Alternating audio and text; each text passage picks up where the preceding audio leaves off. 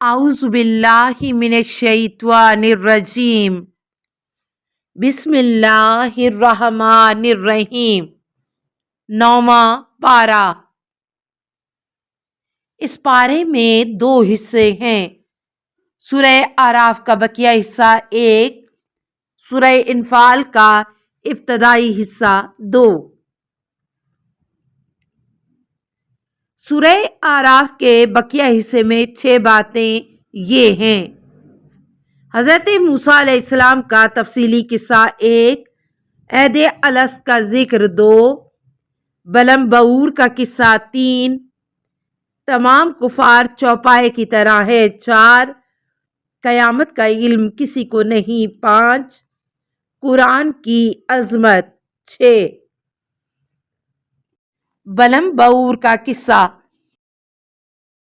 فتح مصر کے بعد جب بنی اسرائیل کو قوم جبارین سے جہاد کرنے کا حکم ملا تو جبارین ڈر گئے اور بلم بن بعور کے پاس آئے کہ کچھ کرو۔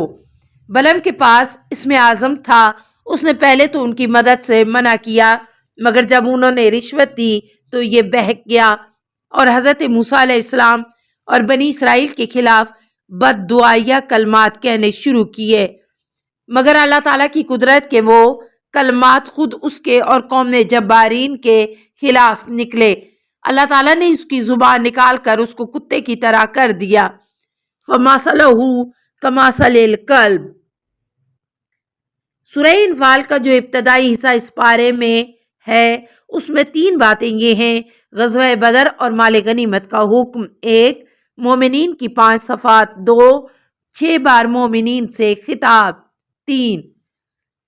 مومنین کی 5 صفات یہ ہیں: خشیت، تلاوت، توکل، نماز، سخاوت۔ آیت نمبر 2 اور 3۔ 6 بار مومنین سے خطاب۔ آیت نمبر 14، اے ایمان والو میدان جنگ میں کفار کے مقابلے میں پیٹھ نہ پھیرنا۔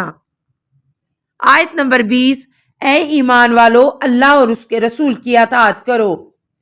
آیت نمبر 24، اے ایمان والو اللہ اور رسول جب کسی کام کے لیے بلائیں تو ان کا حکم قبول کرو۔ آیت نمبر 27، اے ایمان والو نہ اللہ اور رسول سے خیانت کرو نہ اپنی امانتوں میں۔ آیت 29، اے ایمان والو تم اللہ سے ڈرو اور وہ تمہیں ممتاز کر دے گا اور تمہارے گناہ معاف کر دے گا۔ آیت 45، اے ایمان والو دشمن سے مقابلہ ہو تو ثابت قدم رہو اور اللہ کو یاد کرو۔